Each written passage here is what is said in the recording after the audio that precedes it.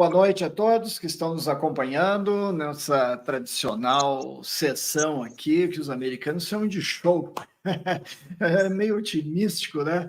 Falar de show em live assim na internet, mas enfim, é o padrão que se convencionou aqui nesse país de primeiro mundo. Tem suas dificuldades também, é claro, como qualquer latitude, qualquer lugar, qualquer região, país, mas nós sempre dizemos presentes aqui a todos e damos a saudação a quem está já nos assistindo. Eu vi que vocês fizeram alguns comentários já, tem inclusive questionamentos, vamos tentar responder a todos como sempre. Não esqueçam, por favor, de colocar de onde vocês estão nos falando, nos assistindo, e não só a cidade, mas também o estado, assim a gente consegue se localizar de melhor forma. Saúdo também não apenas o pessoal do Brasil, mas todos os nossos ouvintes de Portugal, de Angola, Moçambique, brasileiros espalhados pelo mundo inteiro, Canadá, que vizinho, Japão, temos muita gente que nos assiste, faz questionamentos aqui depois dos vídeos que ficam gravados. Eu aqui estou com 4 da tarde, 4 horas, 5 minutos, horário da costa do Pacífico, perto do oceano, aqui em San Diego.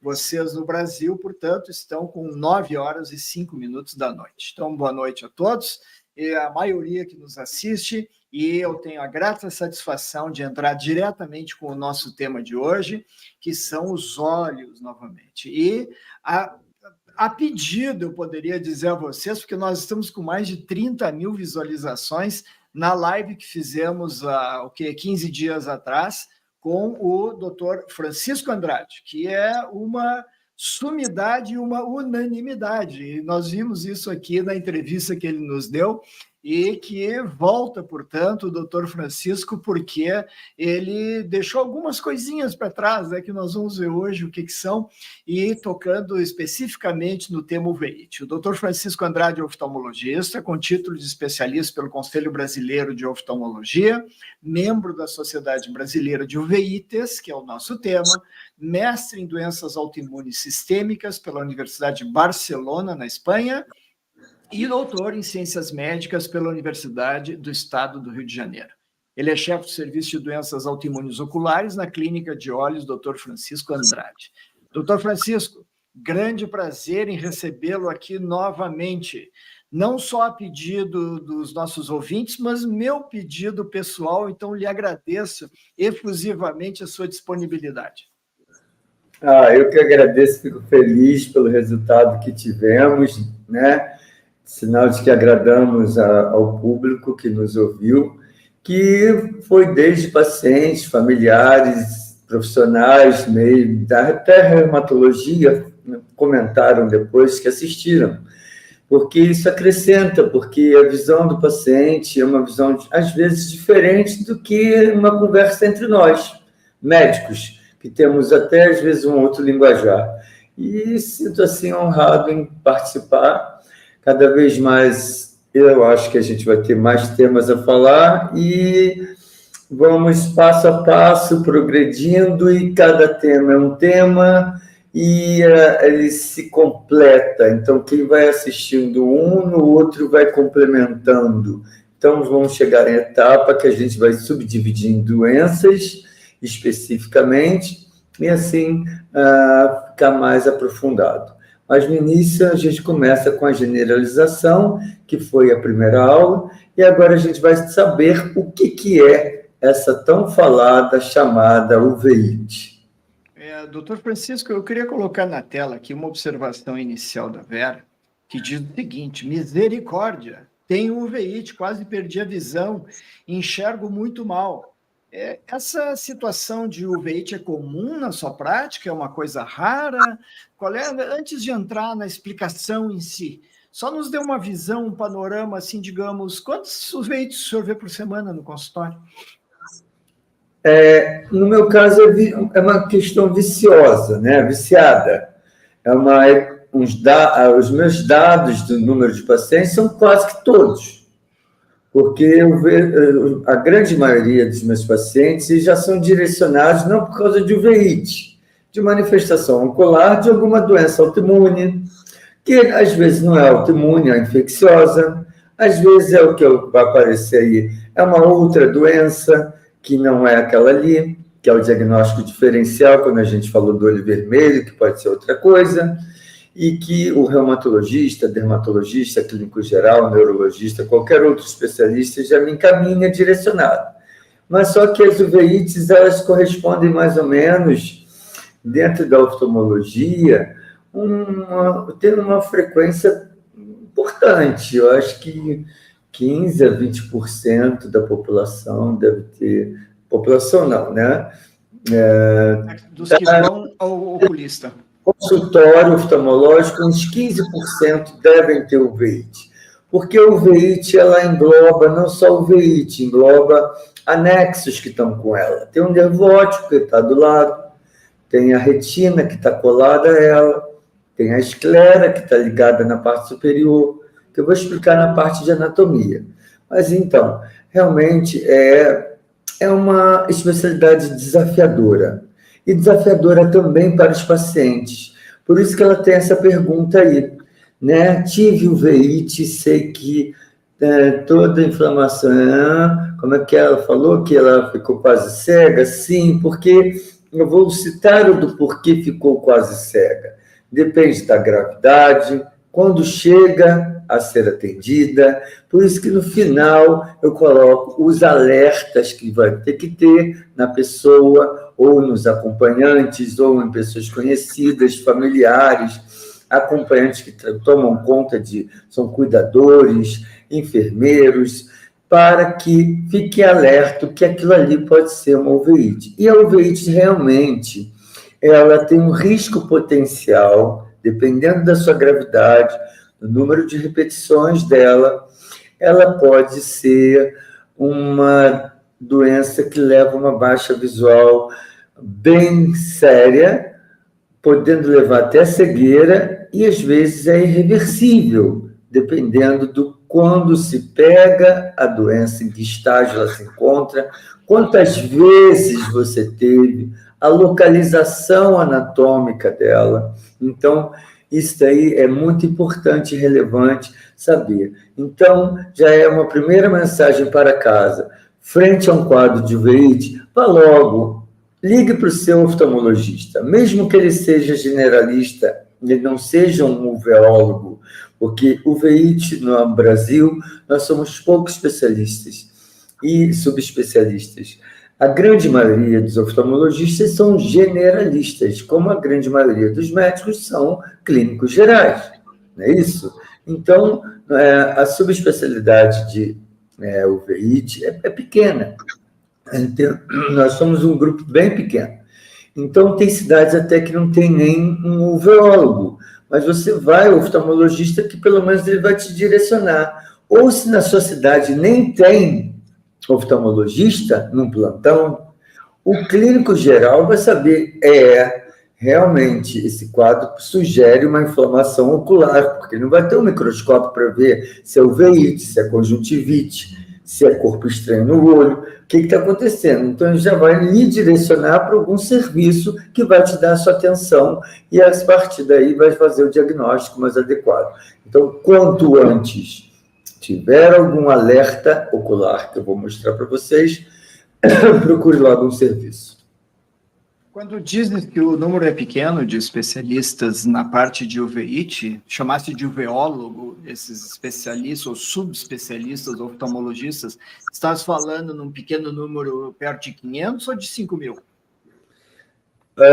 No Brasil, com título real de uveólogo, nosso grupo, gira em torno de 500 a 800.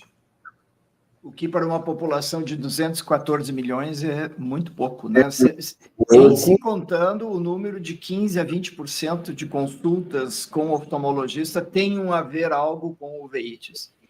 Sim, então realmente nós somos um grupo pequeno, mas gradativamente nós estamos crescendo por causa da nossa sociedade que está ganhando força, o interesse dos alunos, Programas de fellowship, que é o programa de subespecialização, aumentaram em vários serviços, em vários hospitais.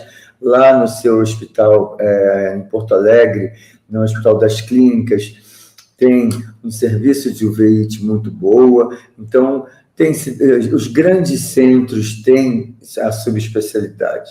E tem outros, como Rio de Janeiro, São Paulo, Belo Horizonte, tem mais do que um hospital referência de uveólogos com cursos de subespecialidade, que é o programa de fellowship. E que provavelmente vai crescer, como antes não tínhamos a oncologia ocular como uma subespecialidade. Então, agora também é uma sociedade que é pequena, que é crescente.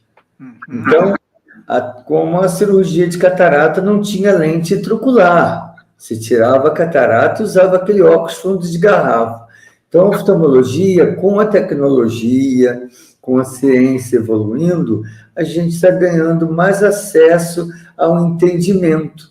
Porque meus próprios alunos já falaram para mim, professor, parece tudo igual. É desvendando mistérios. Realmente, é desvendando os mistérios.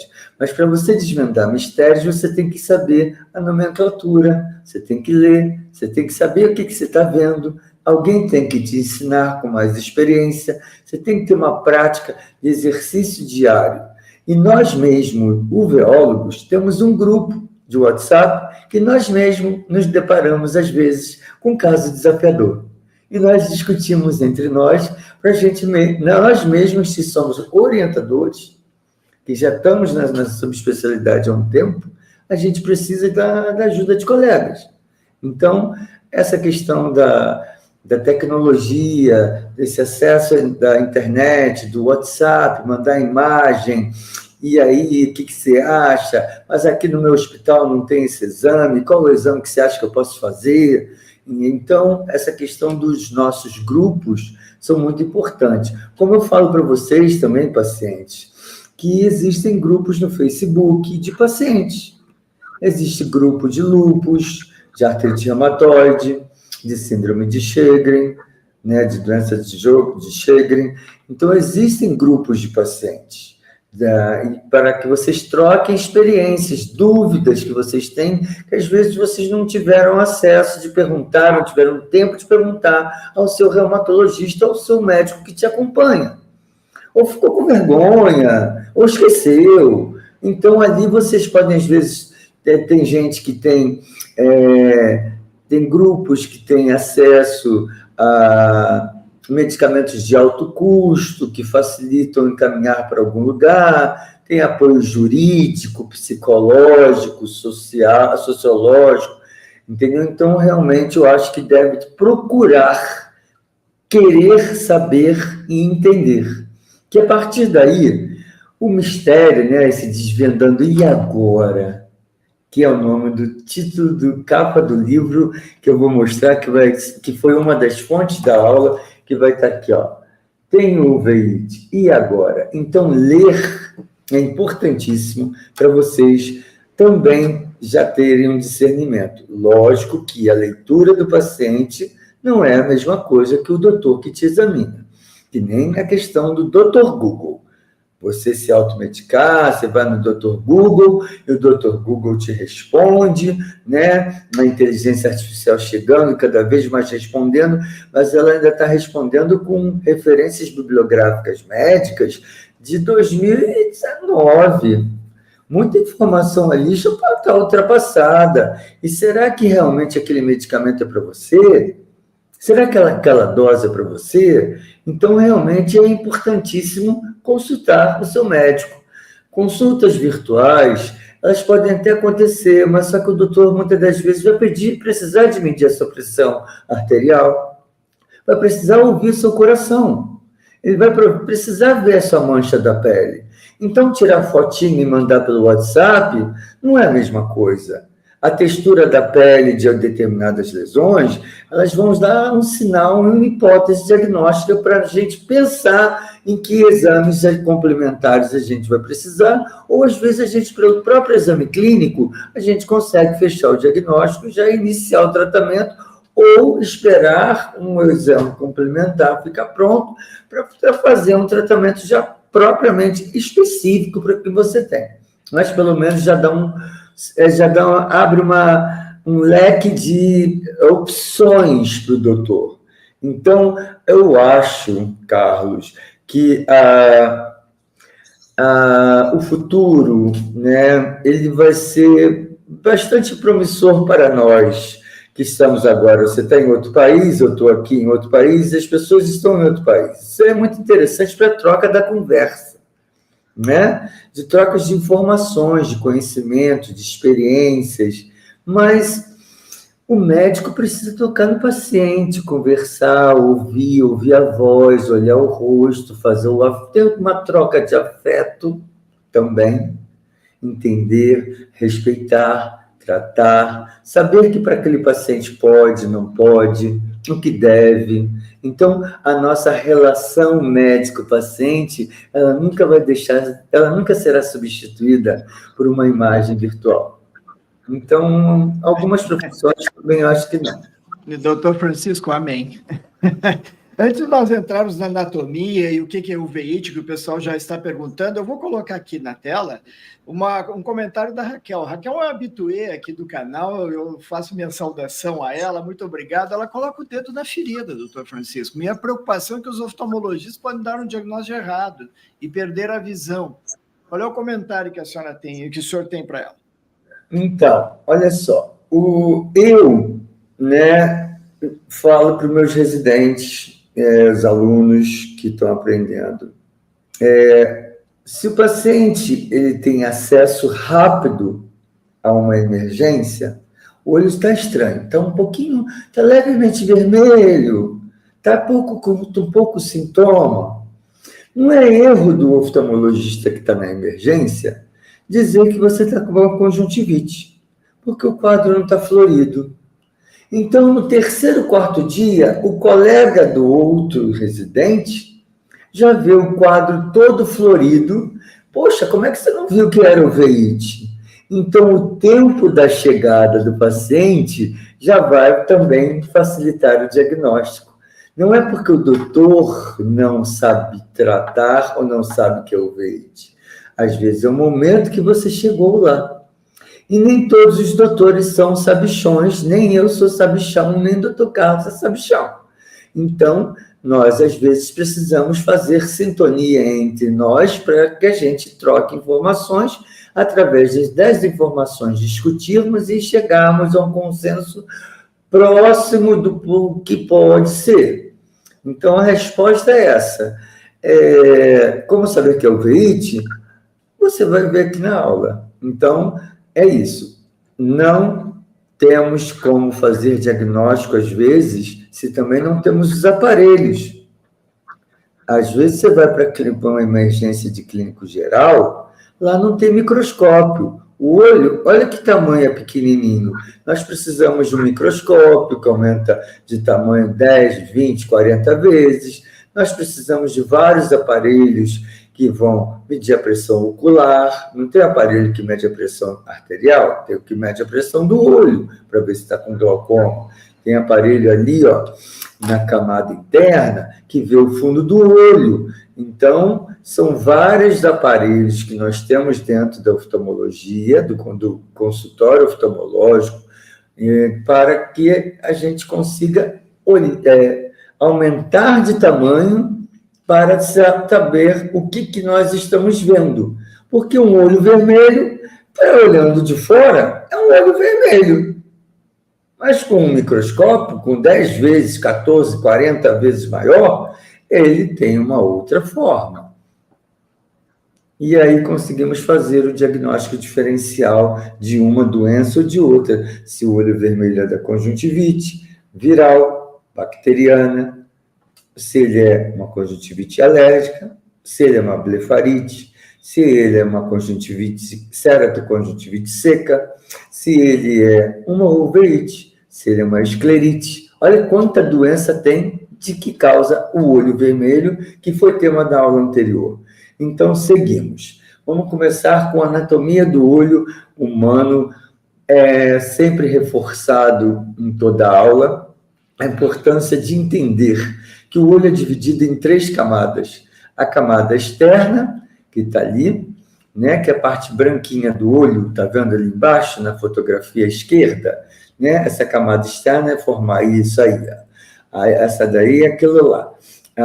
Na frente tem a córnea, isso, e ao lado a esclera. Então, no meio, a gente vê ali, ó, a córnea tem essa curvatura, transparência, e continua-se como esclera, a parte branca que vai para trás, né? Então, a esclera e a córnea são compostas de colágeno tipo 1, que são o mesmo colágeno que tem nas articulações, por isso que doenças autoimunes se manifestam nessa região por reconhecerem anticorpos contra o colágeno tipo 1, que tem no próprio olho.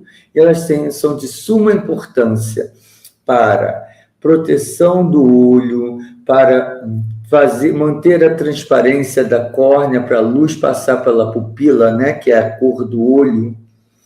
A pupila, ela passa pela pupila, que ela se abre e fecha de acordo com a intensidade de luz, né? Então, ela vai levar para o fundo do olho, lá no nervo óptico, e o nervo óptico vai levar a imagem para o cérebro.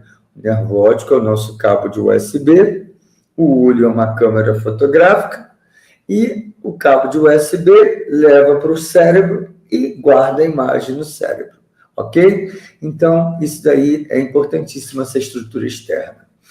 A estrutura do meio, que é a camada média, é a camada vascular, e que é chamada de úvea. Sabe por quê? Olha aqui, onde tem a parte, na camada média, que é vascular, ela é do meio. Então, na parte da frente tem a íris, azulzinho. Atrás da íris tem esse vermelhinho ali, ó. Não, aí é o cristalino, né? Aí esse vermelhinho. É o corpo ciliar. Então, ele se parece com um cacho de uva. Então, por isso que é uveite, uvea. Então, literalmente falando, a nível de latim antigo, se utilizou isso porque é uma questão de referência realmente à imagem que parece ser. E ela é o que produz o líquido do olho, que faz a pressão ocular, é o corpo ciliar. Então, a camada anterior da úvea é composta de íris e corpo ciliar, onde a gente tem irite e ciclite, ou iridociclite, quando os dois estão acometidos. Aí, antes de ir para a parte posterior, que é a coroide, temos essa parte intermediária, que é a pars plana, é a úvea intermediária, é a transição da parte anterior para a parte posterior, que é a coroide, e lá em cima está bem secada a coroide, olha quanto vaso sanguíneo tem nela, naquela lamela, isso. Então, ela é a camada vascular do olho. Então, pela camada vascular, vem germes, vem anticorpos, vem células inflamatórias. Então, vem vários agentes que podem desencadear doenças. E essa barreira sanguínea, ela protege o olho contra o germe entrar no olho. E quando ela é rompida, que a gente falou na aula anterior, a gente desencadeia um processo de uveíte. E também tem a outra barreira, que é o epitélio pigmentado, que tem na cor do olho e também tem na coroide, entre a coroide e a retina, entre a coroide e a esclera, a gente tem um epitélio pigmentado. Então, ele impede, ele cria uma barreira protetora. Então, quando se quebra essas barreiras protetoras, a gente entra em risco potencial de um germe invadir o olho ou de células inflamatórias, anticorpos agredirem o olho e gerarem as doenças das uveites. Francisco, deixa eu lhe fazer uma pergunta aqui, curiosidade minha, mas que eu acho que a gente poderia, inclusive, colocar maior, porque em relação ao nome, né? Da uveíte, da úvea, da uva, do cacho da uva, que nem o senhor falou. E nós estamos falando dessa região aqui, espero que dê para ver a mãozinha aí, que é o que se transforma aqui. Ciliar.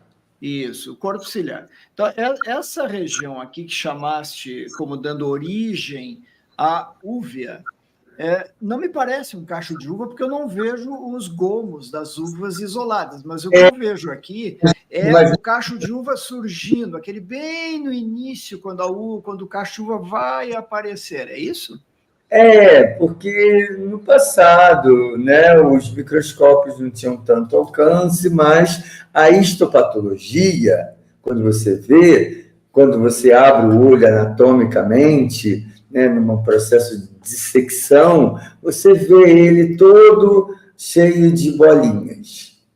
Tem bolinhas aí do meio. Isso aqui é uma imagem, digamos, bidimensional e não tridimensional, e muito menos microscópica, claro, né? Isso é um desenho, porque tem aquele outro que eu mostrei no anterior, que é um corte histológico, que é de um olho real.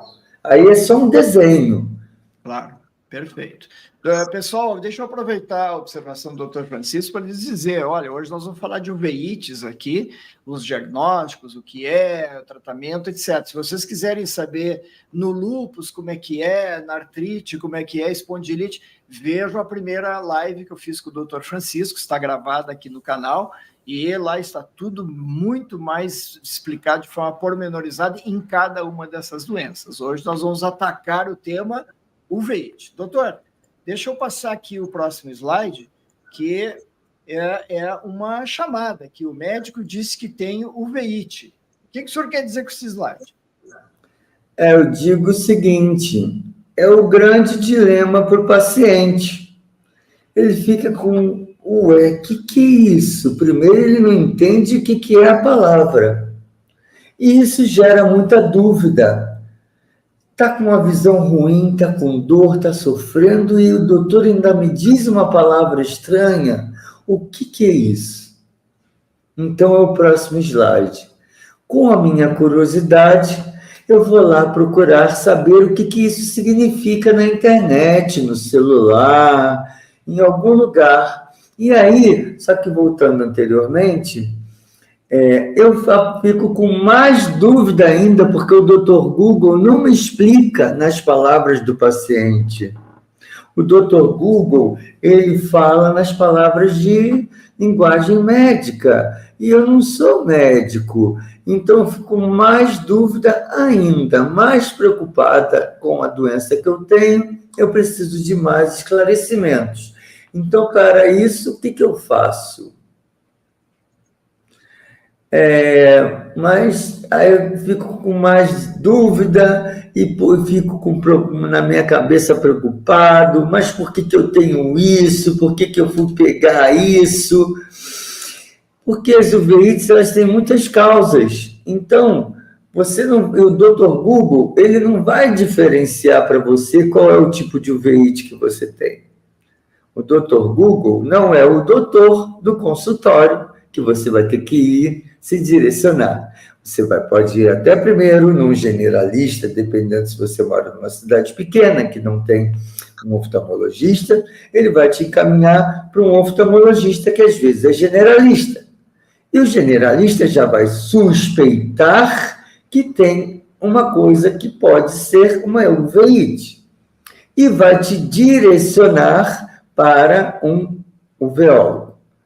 Dependendo da cidade, se você mora numa cidade grande, que tem muito oftalmologista que trabalha com uveite, isso daí é um acesso mais fácil, mas dependendo também do bairro que você mora, da hora que acontece, se é de madrugada que você entra em crise, e os hospitais estão fechados, aí você vai ter que recorrer aí para uma emergência de grande porte, né? No Rio de Janeiro você vai precisar ir lá no Souza Aguiar ou no Miguel Couto para procurar um oftalmologista de plantão, e às vezes o oftalmologista de plantão é um generalista, não é um especialista em uveite, mas pelo menos ele já vai ter um microscópio.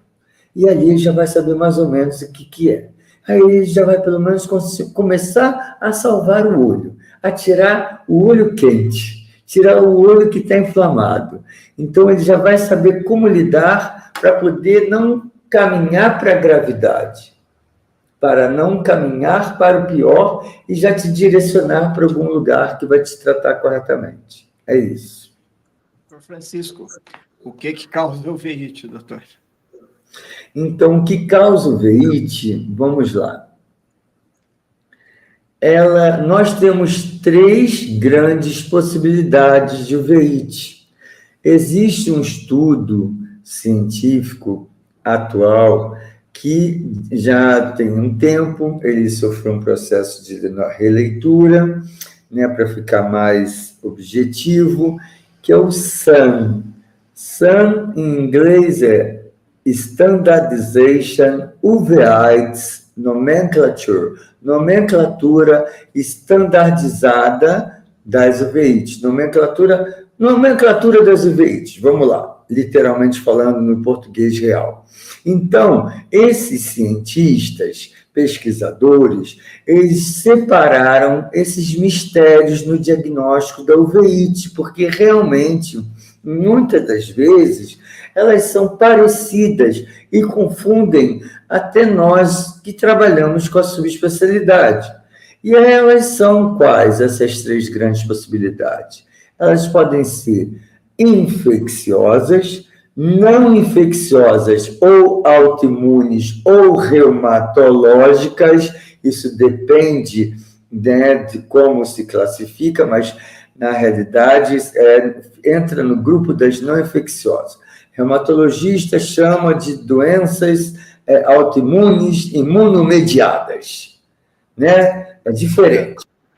É isso, porque ele é reumatologista. O doutor Carlos é reumatologista. Ele não vai falar não infecciosa. Ele vai falar que é uma uveíte autoimune, se for autoimune, porque ele trabalha com isso. Ele vai dizer se é inflamatório, imunomediada, que antigamente era inflamatório, né? Não é isso? Porque ele tem essa subespecialidade, reumatologia. Mas, para nós, é melhor dividir assim nessa questão, porque fica mais fácil. E as uveites mascaradas, que simula tudo, né? Então, pode ser, porque ela não se encaixa nem na infecciosa, nem na não infecciosa. Então, é uma aula enorme, que é chamada síndromes mascaradas ou uveites mascaradas.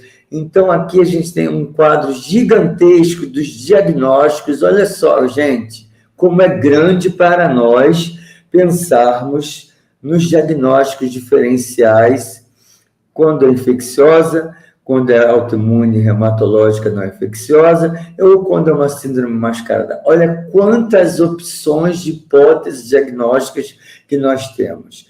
E, assim, a gente tendo pelo menos em mente algumas delas, e já examinando o paciente, a gente vai ter uma suposição dentre elas qual pode ser. E, a partir daí, passa-se para outros slides que a gente vai começar a investigar e desvendar o mistério. Vocês vão ter sinais e sintomas nos olhos. Vocês podem ter um olho vermelho que arde, um olho vermelho que tem fotofobia, um olho vermelho que dói, um olho vermelho que dá baixa visual, né? Então, esse olho vermelho, ele é um sinal, e os sintomas são os que estão abaixo, que vão geralmente estar associados a uma uveíte anterior, que é da parte anterior, vocês estão vendo ali, ó, o olhinho vermelhinho, então a cor do olho não está ali, ó, a íris, então a gente está de frente a uma irite, uveíte anterior, ou uma iridociclite, se pegou o corpo ciliar, entendeu? Então, isso é uma uveíte anterior, por isso que o olho fica vermelho. Em contrapartida, você pode estar de olho branco, ali, e está com a queixa de mosquinha voando, flash luminoso, essas mosquinhas aumentaram e acabaram dando baixa visual. ou elas estão em uma fase inicial e só está dando mosquinha voando para lá e para cá, e você está com o olho branquinho e aquela coisa andando do nada, você não tinha nada. Claro que existem moscas volantes que são naturais do próprio envelhecimento de uma gelatina que a gente tem dentro do nosso olho, que é o humor vítreo, que foi citado na aula anterior.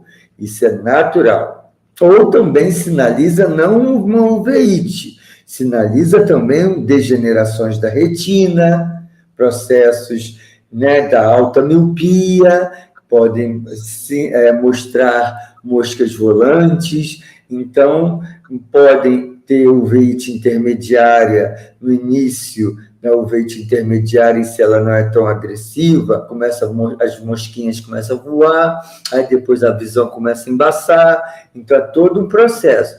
Mas a mosquinha voando e aumentando em quantidade, sugiro ir ao médico, antes que a baixa visual aconteça. E o olho está branquinho. Pelo menos para você ficar tranquilo, que aquilo ali é um descolamento da gelatina do olho, que é o descolamento do vítreo, que ocorre naturalmente, e muitos pacientes têm, né? E que você volta para casa tranquilo, através de um exame de fundo de olho, dilatação da pupila, se tiver acesso a uma ultrassonografia, melhor ainda. Eu volto para casa com o diagnóstico de que você tem já uma uveíte, e já sabe o que é, pegou no início. Quanto mais no início a gente pega, a dor de cabeça leve, responde a uma dipirona, Novalgina, Tilenol. Vai piorando a dor de cabeça se você não vai parando no pronto-socorro. Né? O que é uma enxaqueca que às vezes você não consegue nem em casa, de você ter já muita enxaqueca? Você tem uma enxaqueca tão forte, você tem que ir para uma emergência para tomar medicamento venoso. Não consegue nem ficar vendo luz. Então, realmente, quanto mais tardiamente pegar, pior. Então, você vai lá, é mosca volante de uma uveíte, que ótimo, já fez o diagnóstico, então toma um tratamento, ó. E o tratamento é mais fácil de fazer, a duração é mais curta, e já sabe o que tem. Então, isso é importantíssimo. Quanto mais prontamente você ir ao médico, não ser aquelas pessoas do passado, as pessoas antigas, né? Tem muito vovozinho que ainda é assim, né? Meu vovô era, deixa, vai curar naturalmente, ou toma um chazinho, ou faz uma faz uma benzedura? Faz uma benzedura, bota um pepino gelado no olho, um soro gelado, não espera, gente. Se estiver acontecendo, é melhor ir. Está preocupado? Vai. Se tem acesso? Vai. Né? Então, eu acho que é por aí, que aí você fecha o diagnóstico.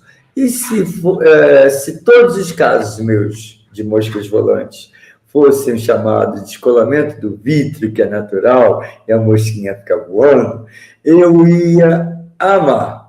Porque não ia ter uveíte e também não teria trabalho, mas eu ficaria feliz porque você não tem uma doença. E o meu sonho era ter, sabe o quê? Porque mosca volante o hospital é lotado de mosca volante. E é muito maior a incidência do descolamento dessa gelatina gerar moscas volantes do que ser uma uveíte, ou ser uma retinite, ou qualquer outro processo inflamatório do olho, ou uma rotura de retina, um descolamento de retina pequeno, que, né, meu sonho para essas que são, essas mosquinhas vão, às vezes, continuar voando por um tempo ou não desaparecem nunca, é ter um Baygon intraocular, né? Aplicar lá dentro, matar a mosca, aí o paciente fica... Doutor, o pessoal vai... Não fale assim. Uma vez o Trump, aqui no meio da Covid, falou que o bom era a cloroquina, etc, etc. Um casal no Arizona foi lá e olhou que o líquido que eles usavam para limpar o aquário de peixe tinha cloroquina, sei lá por quê. E eles foram lá e tomaram o tal de líquido, morreram os dois, doutor. Brincadeira que eu falo com os pacientes para eles descontrair, porque eles ficam tão preocupados com a mosca volante, né, que realmente incomodam. Eu falo assim, olha, o meu sonho era inventar um remedinho que eu matasse a mosca, já que esse é o seu grande problema de vida. E ela anda para lá, doutor, e ela anda para cá, e ela desaparece, e de repente ela volta, mas me incomoda, mas não incomoda nada.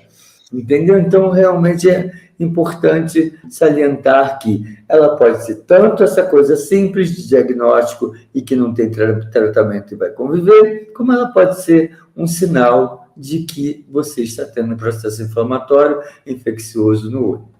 Doutor Francisco, o Marcel pergunta o seguinte: se todo veite é dolorosa e se existe uveíte que não deixa o olho vermelho? Sim, acabei de mostrar. As uveites do fundo do olho, elas não ficam com olho vermelho. Ela comete o fundo do olho. As uveites anteriores que ficam de olho vermelho.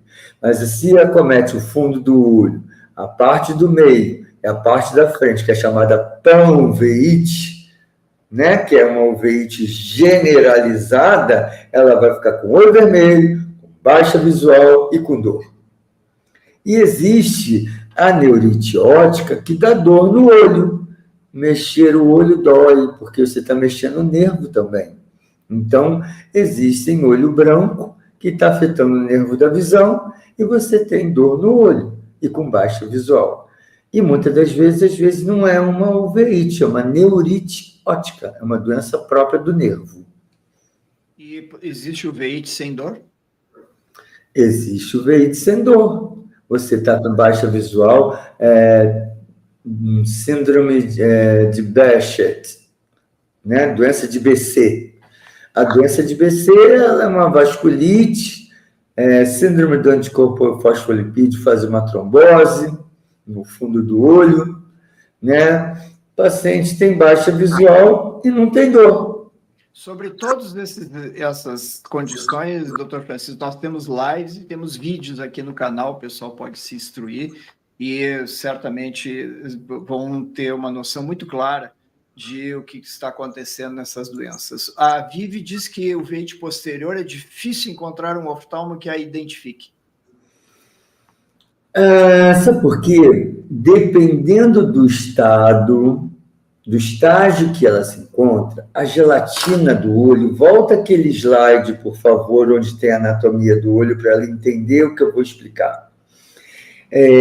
Antes do fundo do olho, que é composto pela retina e pelo nervo, aqui, isso, lá no fundo do olho, tá vendo? O nervo da visão, aí ele continua com a retina e com a úvea, não é?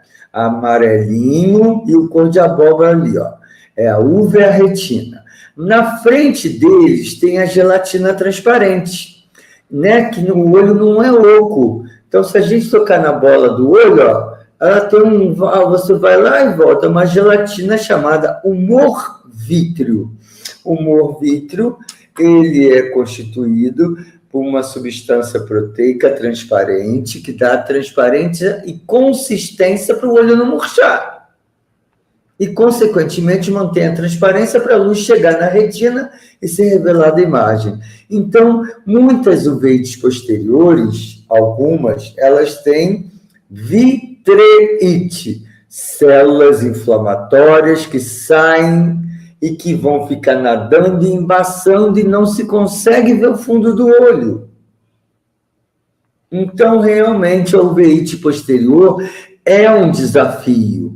Às vezes, você consegue ver alguma coisa pela ultrassonografia, que a gente vai colocar em cima do olho ultrassom e vai ver essa inflamação e vai pensar em alguma coisa, vai olhar o outro olho, ver se tem algum achado no fundo do olho, como aquela imagem aqui à direita de um fundo do olho, se aquele fundo do olho tem uma cicatriz de alguma doença infecciosa que teve no passado, se teve toxoplasmose, tuberculose, sífilis, alguma outra doença que pode estar causando isso, ou uma doença autoimune, uma doença de BC, que pode dar hemorragia no olho, que também não dá para ver o fundo do olho.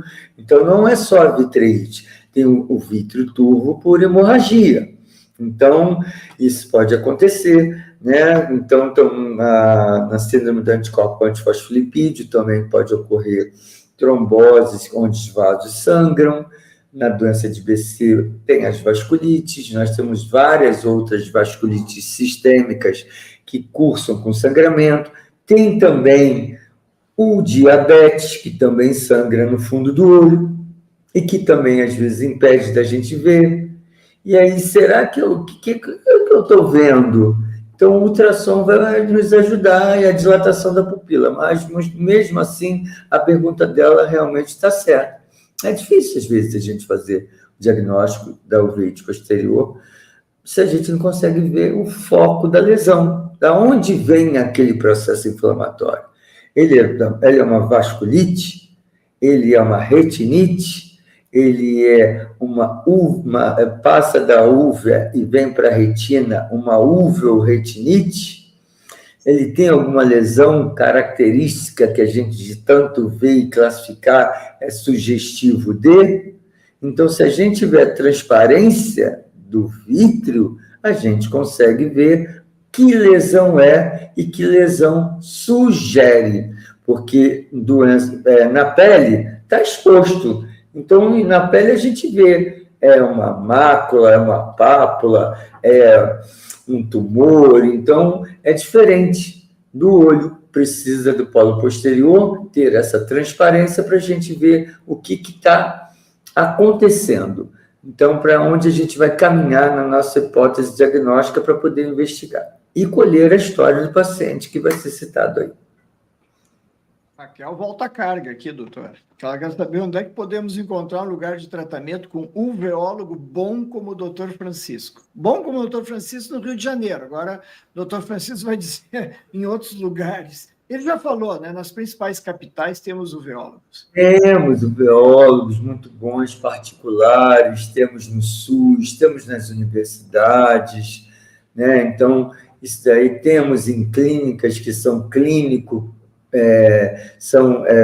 tem clínicas populares, que tem SUS, que tem também plano de saúde, que também tem privado, particular. Então, a gente tem uma gama de lugares. Não posso indicar, mas existem muitos. Então, nós estamos num momento de expansão da especialidade e estamos tendo cada vez mais alunos se formando, e o que acontece é que todo mundo, a grande maioria desconhece essa especialidade, o uveólogo, e conhece mais o que opera a catarata, o que faz o laser da miopia. Então, é mais frequente que o que bota lente de contato.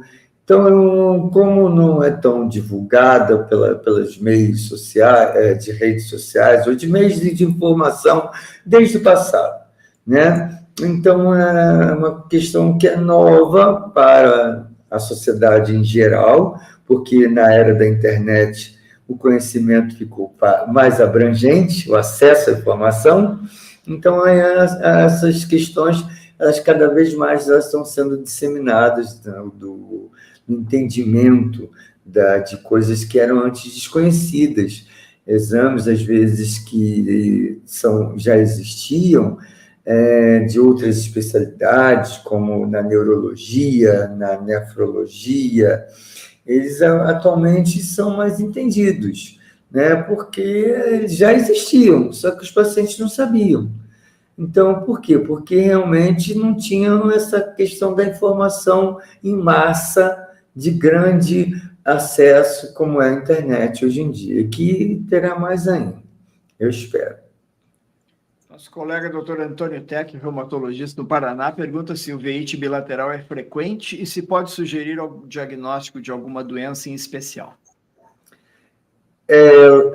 A frequente bilateral pode ser simultânea, síndrome de Vogt-Koyanagi-Arada, ela pode começar num olho e logo depois abrir no outro olho, mas ela é bilateral.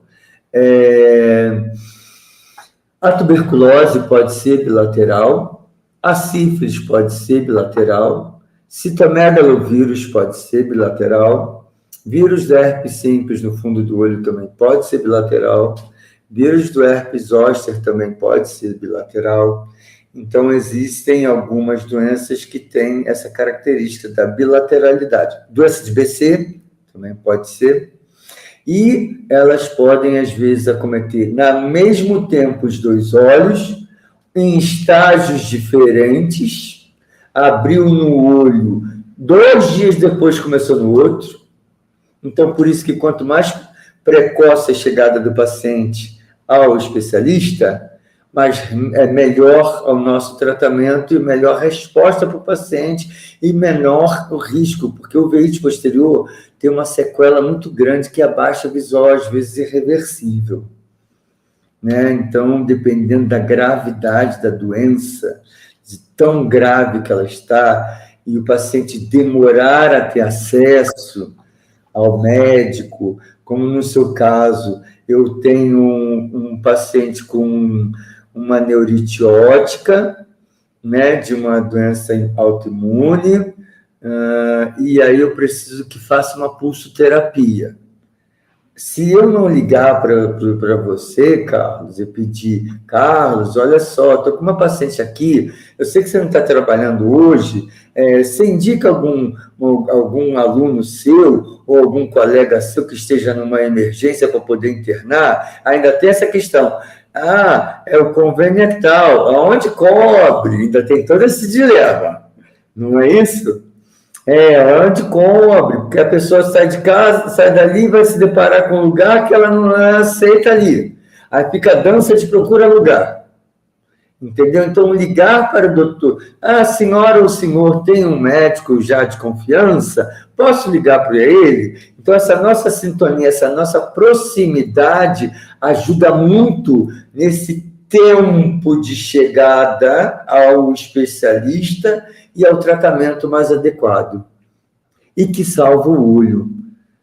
Né? Que nem um acidente automobilístico, se não fosse o Corpo de Bombeiros e o Hospital Público, com muitos bons ortopedistas, muita gente estaria, né? Ou casos realmente emergenciais de um infarto fulminante, eles às vezes são levados para uma emergência de hospital público, até plano de saúde, um alto padrão social, econômico, que pode pagar particular, mas ele muitas das vezes vai parar na emergência do hospital público, não é isso?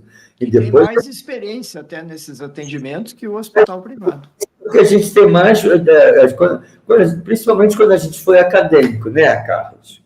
Quando a gente era acadêmico, a gente tinha uma mão maior, mais velocidade de raciocínio, porque era tanta coisa chegando. Era um diabético, um atropelado, um esfaqueado, um baleado, isso, uma crise convulsiva, uma criança com crise de asma, entendeu? Então, a gente tem experiência na velocidade diagnóstica.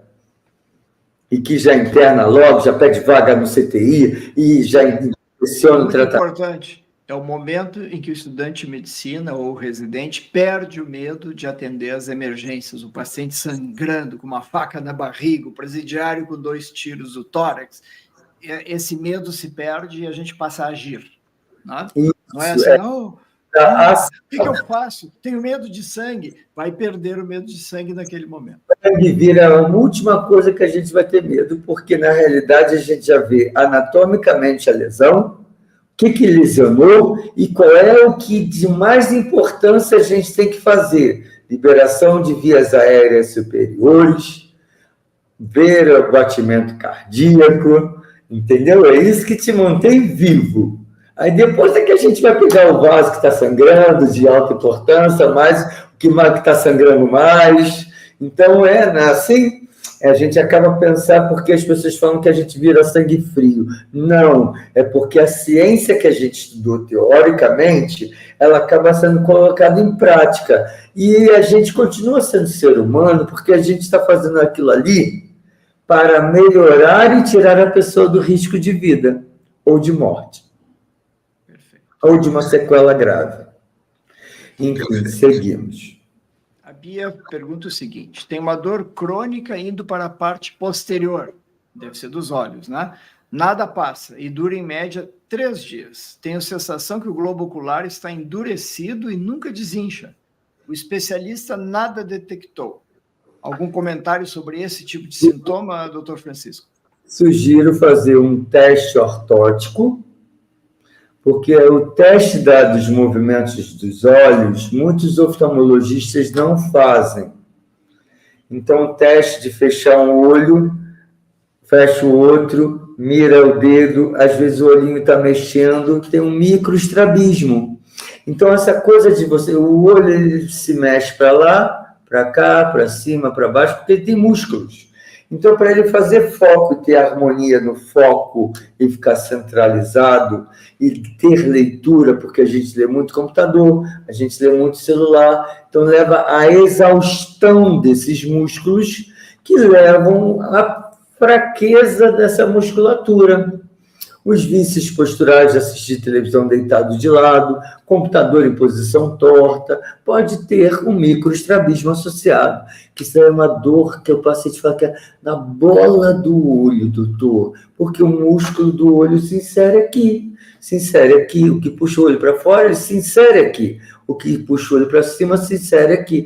Então, dá uma dor na bola do olho que se irradia para a testa, ou vai lá para o fundo do olho. Então, eu estou por isso que eu falo com uma pressão no olho. Então, pode ser um microestrabismo que tem que ser detectado com um teste ortótico. E o teste ortótico, quem faz é um ortoptista, que é um profissional que faz campo visual, que faz os exercícios ortóticos, que é como se fosse uma fisioterapia ocular, para te colocar em harmonia esses olhos na posição e parar de ter a queixa de dor ocular, que às vezes não é glaucoma, às vezes não é nenhuma doença, às vezes é só a descompensação dessas estruturas extraoculares, que são os músculos oculares, que estão em desarmonia e que precisam ser alinhados com o tratamento ortótico. E você vai parar de ter dor. Francisco, deixa eu botar o bedelho meu aí nessa história.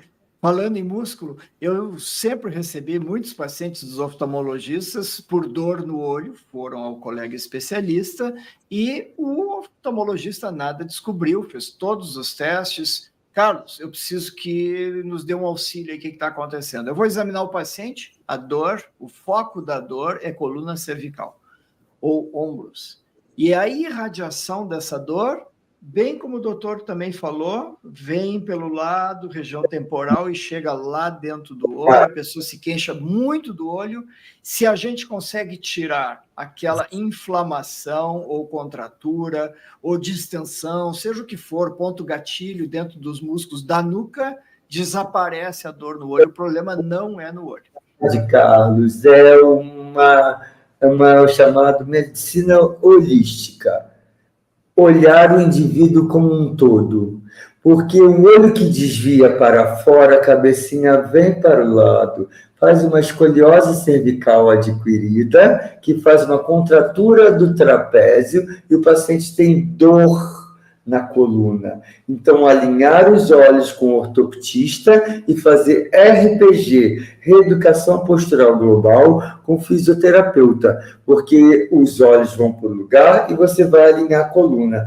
E acompanha geralmente um quadro, porque como você vira a cabeça para o lado, você comprime a artéria vertebral que leva sangue para a área do equilíbrio. E o paciente fala que tem, labirintite sem fechar o diagnóstico no otorrino de labirintite. Ele fica tonto, zonzo. Ele fica, oi, porque ele contrai a artéria vertebral que vai junto da coluna que está viradinha para o lado, comprime o plexo braquial, às vezes dá um formigamento nos membros superiores. Então, é associado. Quando eu peço um teste ortótico e olho que o paciente tem a cabecinha para o lado, eu já vejo que ele tem um torcicolo adquirido, com uma escoliose cervical adquirida, ou ele já tem uma escoliose cervical, que pelo vício da escoliose cervical, o olhinho foi. O ovo ou a galinha, né, doutor? Isso é. Começou na coluna ou começou no olho, né? O importante é que a gente sabe qual é o mecanismo e sabe como resolver, e muitas vezes sem remédio, né? Porque isso se resolve, como o doutor Francisco falou, com medidas fisioterapêuticas. Pode ser o RPG, pode ser o Rolfing, pode ser técnica Alexander, pode ser massoterapia, o que a pessoa responder. Alguns até respondem bem a acupuntura, outros, meus pacientes, infelizmente, isso não aconteceu. Mas todos melhoram, né, doutor? Muito bem. Então, seguimos. Tem mais alguma pergunta? O pessoal está participando muito hoje, está ótimo. Glaucoma, uveíte, já tive episódio de esclerose, diz a Márcia. Nos últimos dias estou com maior dificuldade de enxergar. mesmo com um certo grau nos óculos. Tenho que me preocupar? Tenho glaucoma, uveíte, eu já tive episódio. A uveíte está ativa ou você teve uveíte? Nos últimos dias, porque não tem uveíte para sempre. Ela chega um momento que ela cicatriza. Ela chega um momento que ela não tem mais atividade, porque tratou, ou se não tratou, ela deixa uma sequela, uma baixa de visão. Deixa eu ver a pergunta. Tenho glaucoma, uveíte, já tive episclerite. Nos últimos dias estou com maior dificuldade para enxergar, mesmo com meu grau do óculos ok. Tem que me preocupar? Sim. Você já teve uveíte, já teve episclerite, será que você está entrando em atividade? Ou é o glaucoma que progrediu? Então, ir ao oftalmologista. Será que a sua pressão ocular está alta? A uveíte não está ativa. Então, como é que você sabe? Você foi ao oftalmologista?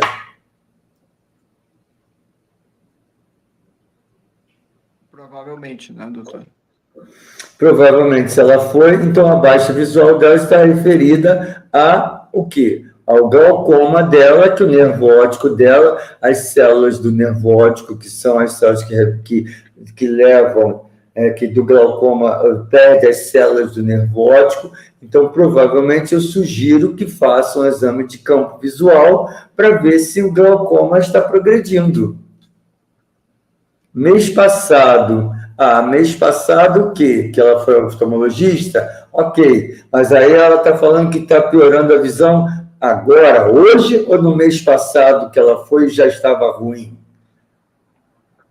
É claro que todas essas minúcias e detalhes ilustram muito bem, eu agradeço a Márcia aqui as observações e questionamentos, como é importante se ir ao especialista, né?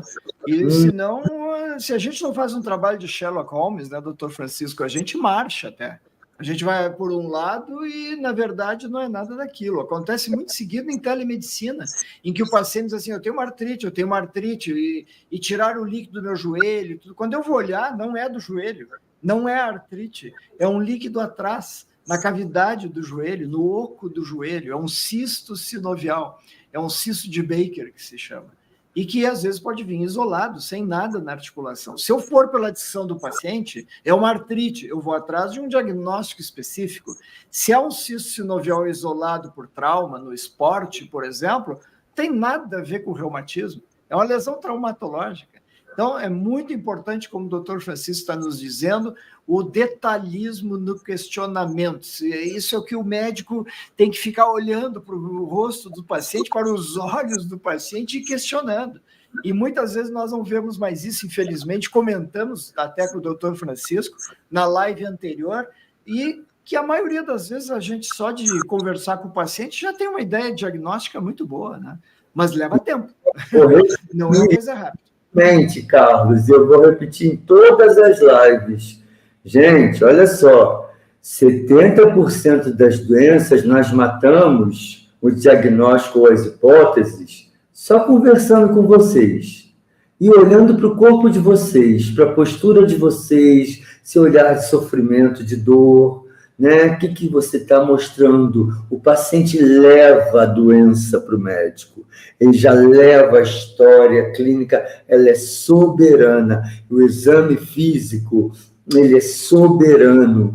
Então, como é que os doutores do passado, sem tantos aparelhos, exames de sangue, faziam diagnóstico, hein? Porque a história clínica e o exame físico, ele é soberano. Então, vou continuar a repetir nessa live e em todas as outras que eu participar. O paciente, ele já traz, então a gente tem que dar ouvido ao paciente. E ele dizer o que tem. Ali a gente vai filtrar se realmente é verdade ou não, se está um pouquinho de exagero, ou se é verdadeiro mesmo. E que vai nos guiar. Né? Eu poderia complementar, doutor Francisco, solicitando que as pessoas informassem a verdade, o real, né? Não escondesse jogo e tudo. Dali a pouco a gente acaba descobrindo, não, foi uma sífilis que teve ao mês passado e que agora está com vergonha e não quer dizer para o médico. O médico não tem vergonha ou coisa assim, ele precisa chegar ao diagnóstico para poder lhe ajudar. Então, é fundamental. Usei só um exemplo. Tem várias situações em que isso às vezes ocorre.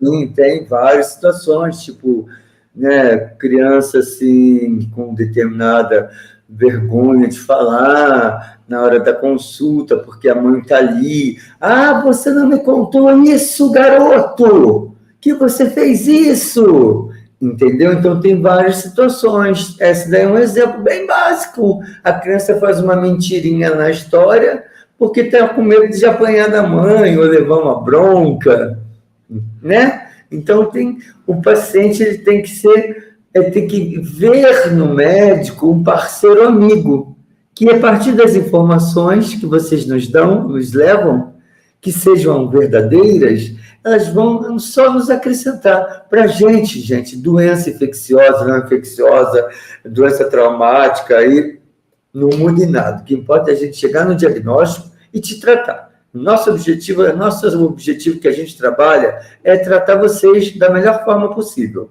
mas baseado no que a gente está vendo ali e ouvindo. Nós sabemos, né, doutor Francisco, que a realidade no Brasil como um todo e com essa proliferação de faculdade de medicina nem sempre é assim. Nós sabemos disso. Mas não adianta nós ficarmos repisando aqui no canal esse tipo de triste realidade. Nós aqui vamos sempre trazer a vocês o que é a melhor medicina. O doutor Francisco falou várias vezes a ciência, as evidências, a vontade do médico de extrair informações da melhor forma possível, chegar a um bom diagnóstico, chegar à verdade do diagnóstico, e com isso teremos um bom tratamento. Nós vamos ficar com o paciente em terreno sólido, e não ficando só em hipótese e tudo, ou também, pelo contrário, exagerando no pedido de exames, né? O paciente adora fazer exames, mas a gente tem que direcionar. Se a gente pedir 1000 exames, já aconteceu, doutor Francisco, o paciente chegar para mim e dizer, doutor, meu convênio paga tudo. O senhor pode pedir todos os exames que o laboratório faz, porque eu quero saber. Eu disse, não se faz isso. Pedir 1000 exames significa que 3 ou 4 vão vir um pouquinho alterado ali, não quer dizer absolutamente nada, porque o laboratório não é perfeito. Então, é muito complicada essa situação toda, e a nossa obrigação, como bons médicos que queremos ser, bem orientar os pacientes, seja na consulta, seja depois por outros contatos, outras maneiras, mas também aqui no canal, doutor Francisco. E aí, só para finalizar esse debate sobre essa questão de o exagero em exame complementar, a falta e a carência da conversação, né, da troca do médico com o paciente. A outra, eu digo para você que você não precisa de receita, e o paciente quer uma receita. E aí o doutor passa uma lágrima artificial, passa um colinho, uma vitamina que não precisa para nada. Então, ele, às vezes, não acredita que eu vou falar, você não precisa de receita. Seu olho é saudável. Entendeu? Então, tem que aceitar, às vezes, que você não tem necessidade de uma receita. Mas tem muito paciente que adora sair com uma receita, com um monte de coisa, que às vezes não serve para nada, só vai fazer o paciente ter custo, para quê? Desnecessário. Tem um para-efeito aí, né? Importante, esvaziar o bolso do consumidor, doutor. Sem necessidade.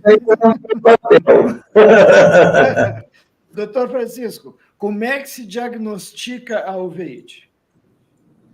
Então, a gente vai fazer o seguinte, aquilo que eu já acabei, então essa foi a discussão que a gente acabou de fazer, ó. A história que o paciente nos conta. E aí depois a gente faz o exame dele, né? O exame oftalmológico, ver a visão, as letrinhas, os bonequinhos, os bichinhos, o como que for para saber quanto de visão que você tem, quanto que você está enxergando, aí dilata a pupila, mede a pressão, aí se precisa de uma máquina que vai fazer um ultrassom, que vai fazer uma tomografia do fundo do olho, que vai fazer isso ou aquilo, que vai fazer um exame que bota contraste na veia, porque os vasos eles estão estranhos, estão inflamados. Então, isso aí é importantíssimo. Então, o exame clínico fecha 70% a 80% dos diagnósticos. O exame se chama complementar. Exames complementares é quando a gente está na dúvida das hipóteses diagnósticas. E aí pensar em hipóteses diagnósticas, porque nisso nos poupa da quantidade de exames que vamos pedir, desnecessárias, o custo para o Estado, se é para o SUS, né? Ou o custo para o plano de saúde também. E isso daí, para quê? Então, né, é desnecessário fazer. Tem outras pessoas que, às vezes, a gente está numa cidade que está carente, como nesse momento da gente agora. Gente, nós estamos com carência de vacinação da dengue. E agora, hein? Como lidar se quem produz lá a Takeda não tem uma fábrica para produzir a quantidade tão grande que a gente está precisando? Então, a gente tem que selecionar qual é o alvo da população que precisa, que é mais carente no momento, que tem mais riscos, para a gente fazer o tratamento. Então, o desperdício é desnecessário.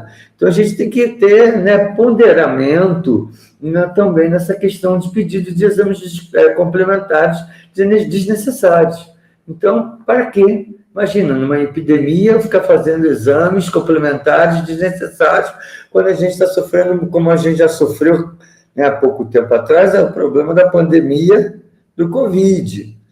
Né? E aí, muitos medicamentos saíram para colocar no CTI, e a gente ficou desabastecido de cloroquina, com essa história que cloroquina tratava Covid, aí meus pacientes de lúpus entraram em crise, meus pacientes de artrite reumatoide entraram em crise. Aí, né? Então, como lidar com essas questões? Então, poupar, pensar, ser mais racional, ter compreensão, entendimento do que é necessário. Aí tem mais o que ali no slide de diagnóstico? Na hora de retornar para a consulta. E aí você traz o exame. Se eu pedir um exame complementar, eu estou em dúvida se é sífilis, se é vírus, se é uma doença autoimune, que elas podem parecer. Sífilis parece com alguma coisa, que parece com tuberculose, que parece. Vírus, tá, mas qual é o tipo de vírus? Se é protozoário, toxoplasmose, parece às vezes com a doença da arranhadura do gato. Parece que aí tem o diagnóstico diferencial das doenças do doutor, parece sarcoidose, parece GPA, granulomatose com poliangeite, se tiver um nódulo único lá no fundo do olho. Pode ser outra coisa. Então, realmente, os exames são complementares, são necessários, o doutor pediu, e aí, quando você leva de volta, aí a gente já trata especificamente do que é.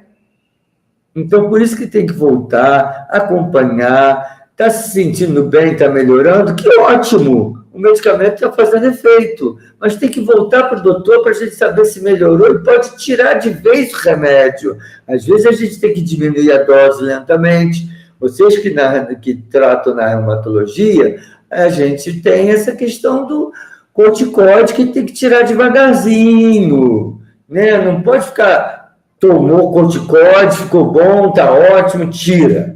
Não. A glândula suprarrenal reclama, o pâncreas reclama, o coração reclama.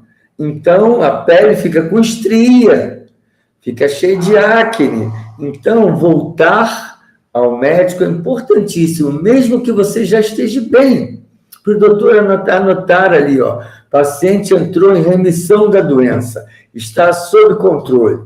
Conduta, observação e acompanhamento. Observação e acompanhamento, gente, é um tratamento, tá?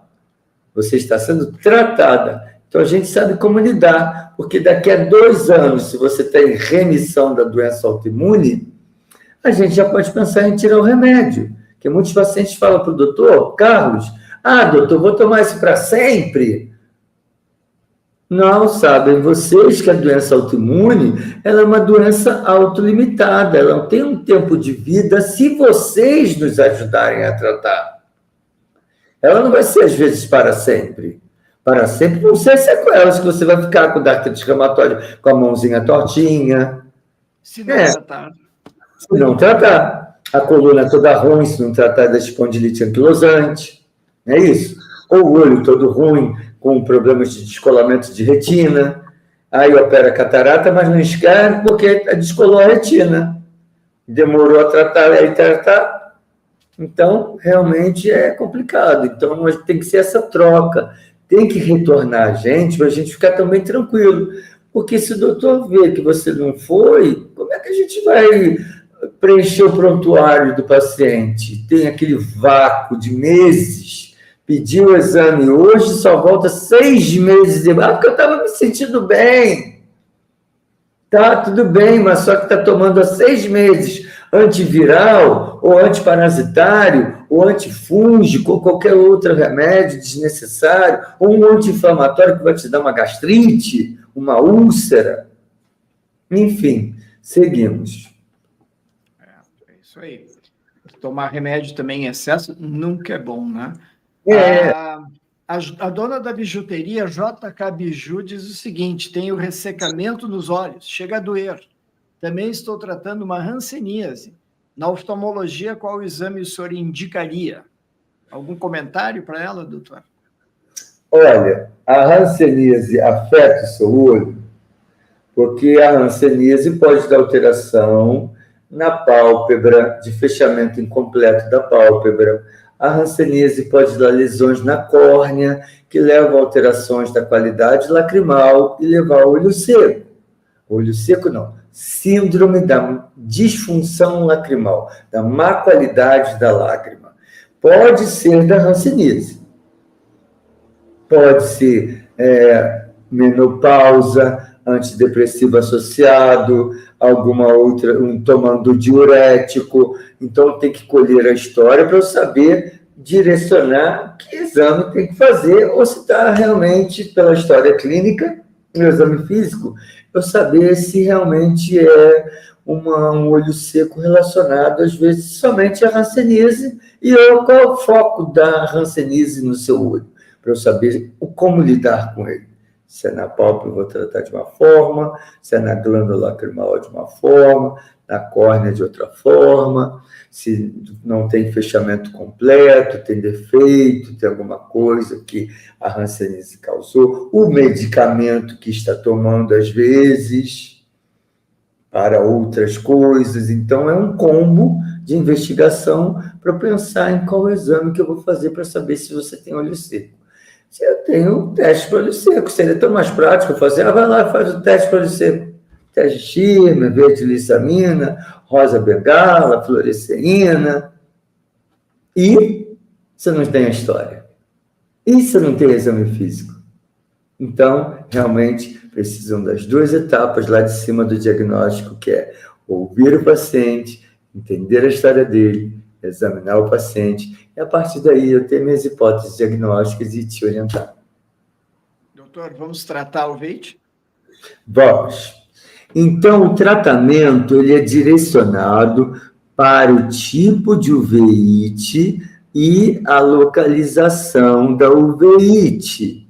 A uveíte anterior é tratada de uma forma, a localização da uveíte posterior é de outra, o tipo de uveíte, se ela é autoimune, é uma coisa, se ela é uma uveíte causada por infecção é de uma outra forma. Então, cada uma é tratada de uma forma. Se ela é reumatológica, eu vou tratar junto com o doutor. Doutor, seu paciente está com artrite reumatoide no olho. Então, como é que a gente vai tratar o paciente, hein? Que remédio que o paciente toma?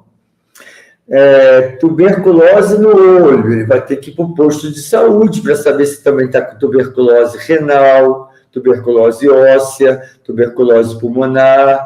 E o que o pneumologista ou clínico geral vai passar do protocolo que a gente tem no Ministério da Saúde. Não é o doutor oftalmologista que ele vai tratar. Sífilis, ele vai ter que ir no posto de saúde para tomar o Bezentacil dele, ou se for pegando a retina, ele vai ter que internar e tomar penicilina cristalina. Então, depende do qual é a doença que a gente está de frente, a localização, e também esqueci de colocar ali, mas vai entrar depois, a gravidade que se encontra. E aí, tá, beleza. A gente pode tratar com colírios de corticoide quando ela é da parte anterior do olho, o veite anterior. Dilatar a pupila, que é o dilatador de pupila, para a gente não deixar que a íris, que é a cor do olho, grude no fundo do olho, fazendo as aderências, chamadas sinecas. As sinecas levam a uma formação das estruturas da íris e do cristalino, que estimula a formação da catarata precocemente, ou pode gerar glaucoma secundário. E a questão ali embaixo que eu coloquei de controle da pressão ocular, porque tem paciente que tem uveíte hipertensiva, não que ele tenha glaucoma. A uveíte gera inflamação, que gera aumento da pressão ocular. Então, eu já vou usar colírio de corticoide, que tem um risco potencial de aumentar a pressão ocular. E o paciente já está com a pressão ocular alta, eu tenho que usar um colírio para baixar a pressão. Ou um comprimido, chamado de Amox, para baixar a pressão. E também existem injeções perioculares ou dentro do olho de corticoide. As perioculares, elas têm uma liberação, elas são utilizadas nos quadros que não precisa ficar muito tempo no olho, porque existem doenças que ficam mais 6 meses de inflamação, ou que demora o tratamento do edema no fundo do olho, né, o edema da mácula, né, que é a região central da visão.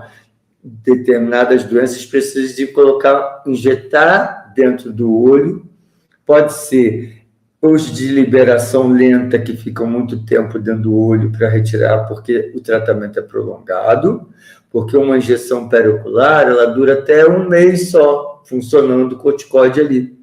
Então, ela não trata um edema macular persistente, que vai demorar mais tempo. E existe a injeção dentro do olho, que vai tratar da inflamação dentro do olho, que pode ser só de uma injeção do líquido, que vai ser absorvido em 1 mês, mais ou menos, em média, que já trata da inflamação, ao invés de ser necessário fazer o corticoide sistêmico para o paciente, né, para prescrever, que o doutor não gostaria, né, ele conseguiu controlar o paciente sistemicamente, a doença dele está controlada sistemicamente, a artrite, o lúpus, a artrite psoriásica ou qualquer outra doença reumatológica que ele conseguiu desmamar o corticoide, e aí eu meto o corticoide oral. Não, trata o olho. Faz uma injeçãozinha de corticoide no olho, liga para o doutor, o olho manifestou uma vezinha. Isso não quer dizer que ele tem que tocar o remédio dele do corpo, porque o corpo está ok. Se episódios recorrentes acontecerem, aí eu aviso ele, olha, pelo olho, eu sugiro que a gente ajuste o tratamento do corpo, o tratamento sistêmico, mesmo que o corpo não esteja mais manifestando, mas o olho está. E o paciente está progredindo, pelo menos pelo olho. E aí tem essas questões que a gente pondera, a sintonia entre os especialistas. E aí que eu falo ali, corticoide sistêmico. O corticoide sistêmico, ele às vezes se faz necessário. Pode ser, às vezes, em comprimido, numa infecção. A gente tem que usar, às vezes, uma dose anti-inflamatória, diferente de uma dose de imunossupressão. Doença autoimune tem uma dose mais alta de corticoide do que uma doença infecciosa. Porque a doença infecciosa a gente tem que matar quem está causando. Vírus, protozoário, bactéria, fungo. Quem está causando? Quem é o germe? O corticoide só vai ser um anti-inflamatório para tirar a inflamação. A dose anti-inflamatória. E o corticoide sistêmico, às vezes, se faz necessário uma pulsoterapia na veia. Então, o paciente interna, porque está tão grave a manifestação, que eu falo, doutor, mesmo dando 5 comprimidos via oral de prednisona, de predicin, né, de 20 miligramas, a gente não vai conseguir a dose terapêutica para tratar a doença que está se apresentando de forma bastante agressiva. Então, vamos fazer uma pulsoterapia, porque já acalma logo um órgão muito nobre, como o nervo óptico, ou como uma vasculite da doença de VC muito grave, está sangrando muito, não está sangrando, não, pode dar oclusões vasculares, pode dar hemorragia, então está inflamando a retina, está inflamando a mácula, está dando edema, então realmente a gente tira o paciente da crise. Corticoide é bom sim, mas ele tem um tempo de uso e tem que saber usar. Ele é ótimo para apagar o fogo, mas ele não é ótimo para manter muito em dose alta em longo prazo, porque o corticoide ele precisa desmamar para evitar as complicações, diabetes, estria, aumento do peso, hipertensão arterial no olho, glaucoma, catarata. Então, ele é muito bom, sabendo quando é usado, na dose usada, e fazendo desmame escalonado, entrando com outro medicamento, que aí embaixo está escrito medicamentos imunossupressores, que vão controlar e segurar o seu lúpus, vão segurar a sua artrite, vão segurar a sua espondiloartrite. Então, vão segurar a sua doença autoimune para que ela não fique em atividade, fique em acalmia, você não tenha mais crise, você só vai voltar no ambulatório com o doutor e falar assim, mostrar os exames, o doutor, está muito bem, vamos pensar se daqui a 6 meses a gente já diminui um pouquinho, ou vamos pensar, vamos. Então, acompanhar é tratar. Então, vocês não podem largar, porque tirar o remédio por conta própria também engana a gente, que acha que o remédio teve falha, e engana vocês, porque a doença autoimune, ela entra em acalmia, e depois ela dá uma baita de uma crise, e a gente acha que o remédio não fez efeito. Então, tem que manter o tratamento sim. Por que hipertensão o paciente aceita, uso contínuo? Colesterol, diabetes. Nas doenças reumatológicas também tem que ser assim. Nas doenças autoimunes, vocês têm que ter em mente que tem que manter o tratamento e acompanhar com o doutor, que ele vai saber conduzir como tem que lidar com isso. Você está ótimo, pronto. Então, seguimos. Vamos ver que daqui a um tempo, se continua em remissão, a gente vai começar a desmamar lentamente, tira um ou diminui a metade. Enfim, ele sabe mais do que eu, mas é importante estar em remissão para que não tenha quadros como isso ali, ó, escrito, ó, tratamento ocular ou sistêmico, ela tem essas características, ó, o episódio lá em cima, ó, quantos episódios de recorrência teve no olho, para eu dizer para o doutor se está com falha do tratamento dele, né? Está tomando remédio, que eu estou falando que o olho está entrando em crise várias vezes, em menos de 3 meses, toda hora o paciente está no consultório. Então, está na hora de mudar o remédio, porque já está em falha. Porque, às vezes, o corpo não cansa do remédio da pressão, não cansa do remédio de diabetes, não cansa do remédio de colesterol, aí também cansa do remédio, para de funcionar, ou a doença progride mesmo, porque geneticamente o paciente nasceu para ter uma doença de forma mais grave, que precisa de associação de medicações, ou de troca. E ali, ó, o número de crises, intercrises e o tempo dessas intercrises. Quanto menor o número de... quanto essa espaçada. Teve uma crise hoje, está controlada a doença do corpo, só teve uma crise de uveíte, não tem que trocar o remédio. Trata o olho, observa. Se não teve no próximo mês, quando voltou para a consulta de revisão, o olho está calmo, tirou os colírios, né? A injeção perdeu efeito já, que eu dei no olho, o olho está calmo, então deixa calmo lá, e pronto. Foi uma questão, um episódio que aconteceu e pronto. Mas existe no lado das infecciosas, como assim, teve uma toxoplasmose. Então, no nosso protocolo de toxoplasmose, a gente vê, tem pacientes que têm episódios repetidos de toxoplasmose, episódios repetidos de uveíte viral. Então, a gente tem que deixar com uma dose milesimal do tratamento contra o germe, por um tempo, e observar para que o paciente, o número de vírus vai diminuindo, ou de bactéria não, de protozoário, ou vai diminuindo e o paciente fica sob controle e não reativa a doença. Então, isso é importantíssimo saber que, por isso que tem que voltar e saber que existe essa questão de, fez uso de Bactrim F por 60 dias, 40 dias para toxoplasmose. Acabou. Mas não, eu já tinha tido um episódio, já está no segundo.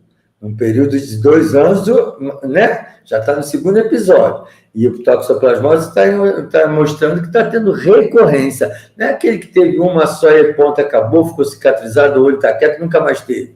Mas, teve em 2021, 2023, aí volta em 2024, esse paciente vai fazer o tratamento e depois vai fazer uma manutenção por um tempo de uma dose milesimal para evitar que tenha nova crise, porque tem risco potencial pela própria história clínica e a forma de apresentação. Por isso que tem essas considerações aí. E a última coisa... Doutor, não tem que se dar um trato no gatinho em casa, que é a fonte da toxoplasmose? Não, porque o que acontece? Você sabia que tem um estudo epidemiológico da Sociedade Brasileira de Uveíte, que o gatinho de casa ele é tratado, né? Está nas fezes do gato, né? E aí o gato ele está nas fezes dele. Então, onde é que estão as fezes dele? Estão lá na caixinha, quando ele faz cocô, que você limpa. Então, o aspirar na hora de limpar contamina. Beber a água que a gente bebe, que muitas das vezes não é filtrada adequadamente, contamina. Criança que vai para o parquinho brincar, por isso que agora a gente tem proibição de gatos e cachorros na praia, tem o parquinho onde o gato e o cachorro tem que ficar, porque o cisticercose, oncocercose, tudo isso que tem nas fezes desses animais que são portadores sadios, deixa lá, e a criança vai no parquinho, brinca na terrinha, brinca na areia, e rói a unha e leva para a boca. Então, são N fatores. Tem a salada que você come na rua, que é mal lavada, que eles não lavaram o alface adequadamente, então ficam alguns parasitas, algumas amebas, algumas giardias, não é isso? Que pega na comida, às vezes fora de casa, ou sem uma higiene adequada, ou a própria casa não tem o tratamento adequado de lavagem do vegetal que vai comer. Muito comum. Muito comum. Então, não é o pobrezinho do gatinho. O gatinho, às vezes, é safadinho. Ele vai para a rua e aí ele tem uma doença que ele leva para casa assim, que é a Bartonella, a doença da arranhadura do gato. Aí ele vai para a rua e vai fazer farra com os outros gatos à noite. E aí ele pula de uma casa para outra, aí o gato da rua que não é tratado, que é contaminado, passa para ele mais toxoplasmas e fica na unha dele a Bartonella. E aí faz arranha a criança que puxa o rabo do gato, ou que agarra o gato, ou você bota o gato no seu colo, tem o gato que fala, nhau, eu não quero ficar no colo. Então, faz a doença da arranhadura do gato e leva a Bartonella para o seu sangue. E a lambedura da língua do gato é uma lixa, que é uma porta de entrada. Então, o próprio carinhozinho, as unhas arranhando você que está achando que é uma gracinha, você está adquirindo Bartonella, que é um diagnóstico diferencial de toxoplasmose. Parece às vezes. Bartonella Henselley. É isso aí. Nós temos que nos cuidar, né, doutor? Não é fácil. Doutor Francisco, vamos deixar... Sim. Pois não. Não precisamos viver paranoicos. Podemos ter os nossos animais de casa, né? Não vai deixar de ter gato, pelo amor de Deus. Não vai deixar de ter cachorro. Mas também tem que saber que tem que ter os cuidados. Né? Levar o veterinário. Vai ter que fazer as vacinas, levar o veterinário regularmente, fazer uma avaliação, alguns exames de laboratório, né? checar o termômetro com a temperatura anal, enfim, essas coisas todas que o veterinário faz, sem dúvida. Aqui em casa tem 4 cachorros no momento, doutor. Quais são as dicas de como ficar alerta numa nova crise de uveíte, doutor Francisco? Então, isso é importantíssimo, gente. Vamos lá. Né? São as dicas para casa de vocês, como vocês vão lidar, que logo no início era o grande questionamento de vocês. Aí, ó, com olho vermelho ou sem olho vermelho, mas com algum dos sintomas, mosquinha voando, flash luminoso, dorzinha no olho, procure logo o oftalmologista. Baixa visual, essa minha visão de cor está diferente de antes. Eu estou olhando o carro ali, aí o farol tá estranho. Então, se a sua visão mudar de alguma coisa, de uma forma que era para outra, já é um alerta para você procurar. Então, não se automedique, gente. Atrapalha você e atrapalha a mim no diagnóstico. Já chega lá subtratado, e aí? Né? Será que é isso? Será que é aquilo? Porque tira todas as características clínicas que você iria levar para mim, para poder acertar no diagnóstico de cara, e você se automedicou. Então, não se automedique, não bota leite de peito no olho, porque leite de peito leva sífilis, leva HIV, tá? Absorve hepatite também. Leite de peito não trata com doença do olho. Então, tem que tirar isso daí, porque isso aí é um problema que é uma questão da nossa sociedade, ela é cultural. Leite de peito não trata, tá? Então, não colocar limão no olho, bota ácido no olho, é a mesma coisa que pegar um ácido e pingar no olho. Então, não tem que pingar limão para clarear o olho e matar germe. Ele mata seu olho, isso que ele mata. Se possível, entrar em contato com o seu oftalmologista, caso contrário, vá para uma emergência que pode ser clínica. Alguns lugares têm emergências oftalmológicas, mas se você não tem acesso à emergência com oftalmologista, uma emergência clínica que vai te direcionar mais ou menos, ter uma ideia e uma noção, porque pelo menos ele é médico. E é aquilo que eu falei, quanto mais você demorar a ir procurar o serviço médico, o apoio de um médico, de um oftalmologista, maior o risco de complicações, tanto na apresentação da doença, na durabilidade do tratamento, na resposta ao tratamento, ou em complicações que você vai ficar para o resto da vida, que é a perda de visão, ou até a perda de visão irreversível, que é a cegueira. Então, aí, ó, tem esse livro que vocês podem comprar, que a Sociedade Brasileira de Uveíte fez, né, com os meus colegas, especificamente para vocês, na linguagem popular, na linguagem do paciente. Tem o uveíte. E agora? Diagnóstico, tratamento e dicas. É quase que um aprofundamento no que eu conversei aqui com vocês, que está no livro, e é importante acessar também as nossas redes sociais que estão aí, e nisso você pode fazer comentários, né?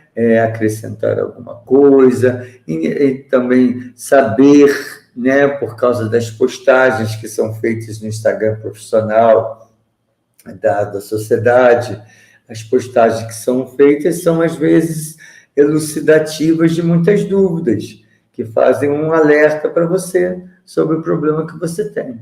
E você vai ter um entendimento maior de uma fonte de conhecimento realmente, né, fiel, que é da nossa sociedade. Ok, pessoal? Doutor, deixa eu lhe fazer uma pergunta. O uveíte muda a cor dos olhos? Tem a heterocromia de Fuchs. Heterocromia de Fuchs, você vai perdendo o pigmento da cor do olho. Por que o olho é azul? Porque ele não tem pigmento. Aí ele vai pegando pigmento, ele vai ficando verde. Aí ele vai ganhando mais pigmento, ele fica castanho. Aí ele vai ganhando mais pigmento, ele fica marrom. Então, a heterocromia de Fuchs é um olho que era um castanho que, de repente, começou a ficar verde. O paciente acha lindo de morrer. Mas, na realidade, é um uveíte. Esse paciente não vai querer tratar a sulvite, doutor. Verdade, muita gente já chega na complicação, que é o aumento da pressão intraocular. Fantástico, né? Bom, eu gostaria de agradecer sobremaneira a presença do Dr. Francisco Andrade aqui conosco hoje. Aqui vocês têm todos os contatos, vocês têm também na descrição das lives com o Dr. Francisco Onden, podem encontrá-lo, conversar com ele, passar mensagem, ver as indicações. É claro que sempre uma consulta presencial é fundamental, principalmente quando vocês têm algum tipo de problema mais crônico ou até agudo, mas que os oftalmologistas ou outros colegas não conseguiram resolver onde vocês moram, com certeza o Dr. Francisco está à disposição. Nós temos, assim, a grata satisfação de poder contar sempre com grandes profissionais aqui. A Bia pegou o espírito da coisa e ela fez um elogio ao nosso convidado, que eu vou fazer dela as minhas palavras também. Os convidados aqui são padrão ouro, doutor Francisco. Que aula, doutor. Obrigada pela sua generosidade. No meu caso, obrigado pela sua generosidade, doutor. Fantástica a nossa entrevista com o doutor Francisco hoje. O microfone aberto para a sua despedida, doutor. Muitíssimo obrigado. Eu é que agradeço, porque cada vez mais essas perguntas de vocês, elas fazem que, às vezes, são dúvidas até da gente, que a gente ainda não sabe tudo.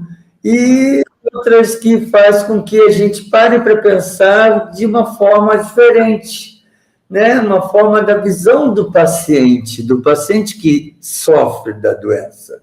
Então, se coloca na posição do indivíduo. Então, é importantíssimo isso, porque o nosso objetivo principal é o indivíduo. Porque o meu olho, por enquanto, tá bom, mas um dia vai ficar ruim. O meu está mais do menos, doutor. Eu estou falando do caso de quem está com veite, teve história, né? Então, tem as angústias, é um órgão muito nobre, é o segundo medo do paciente. O primeiro grande medo do paciente é morrer, e o segundo grande medo dos pacientes, dos seres humanos, é morrer, é ficar cego. Então, prevenir a cegueira é o objetivo principal do oftalmologista. Muito bem, pessoal, desejo a todos aí um excelente carnaval, ou descanso, ou que caiam na gandaia numa boa, sem excessos. Eu juro a vocês que eu e o doutor Francisco aqui não fazemos parte do bloco dos camisas listradas, embora, sem nós combinarmos, nós estamos com camisas muito parecidas, né, doutor Francisco? Por mero acaso aqui. Eu gostaria, então, novamente de agradecer a presença do Dr. Francisco, desejar a vocês ótimo fim de semana e feriadão. Depois do Carnaval, nova live aqui com vocês, promessa é dívida, estaremos aqui novamente e vamos contar, sem dúvida, com o Dr. Francisco em outras oportunidades. Nós já estamos organizando aí quase que um curso inteiro a vocês durante o ano, que terão, assim, o privilégio de estar sabendo tudo sobre o olho, sobre as doenças, o que fazer, junto comigo aqui no canal e o Dr. Francisco. Grande prazer em tê-los novamente aqui, agradeço muito a presença de todos. O doutor Francisco quer fazer uma última observação e eu peço a ele que fique em off depois um pouquinho quando nós sairmos. Aproveitem o carnaval, mas caso tenha alguma intercorrência, do glitter cai no olho, da maquiagem cai no olho, de alguma bola bater no olho, de uma máscara cair no olho, faça um soro fisiológico gelado, mas vá a uma consulta de emergência, que tem várias clínicas de emergência abertas. Não fique usando coisas aleatórias, né? Gelo cheio de sujeira da mão de alguém naqueles isopores. Não faça isso. Pega uma água filtrada, lava o olho bastante, faz um gelo, né? Ela mesma está geladinha, encosta no olho e tome cuidado. No meu Instagram profissional tem dicas sobre o verão, sobre o carnaval. Então, vocês podem ver lá e se aprofundar. Ok, pessoal? Doutor, eu vou lá agora olhar suas dicas, muito importantes. Excelente. São Francisco, boa noite. Pessoal, abração, tudo de bom. Pulem saudavelmente, cuidem dos seus olhos. Até a próxima.